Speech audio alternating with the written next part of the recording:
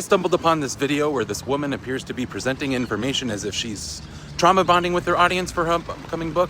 I'm not sure. Where this woman appears to be presenting information as if you need to dodge your therapist and embrace AI as a safe existential therapeutic resource instead. Now, I've seen some of this creator's previous insights, and I thought these ideas meant well, until some hasty generalizations about the counseling profession and the work my colleagues made, both of which are areas that are deeply important to me. And when I see individuals using their privilege they worked hard for to gain clout, peddle a product, or sell ideas, using their own cherry-picked anecdotes at the expense of my profession, whose works their product is dependent upon, I'm gonna go hard in the paint. So the ideas of this video are basically that nihilism and depressive realism are valid worldviews, and that the majority of therapists are inept because they are not existential philosophers, and that ChatGPT is your friend if you can hone it. And CBT is bad.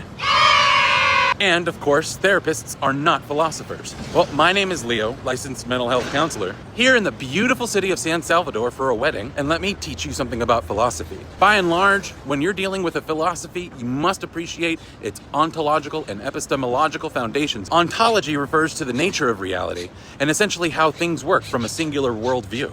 Epistemology refers to how knowledge is created, and how we know what we know. With this in mind, depressive realism says that the world is bleak, and people with depression see things more clearly because they choose not to sugarcoat things. And then the ideas being presented say that depressive realism is not a cognitive distortion, but instead is a more accurate understanding of life's futility. Now, here's the thing.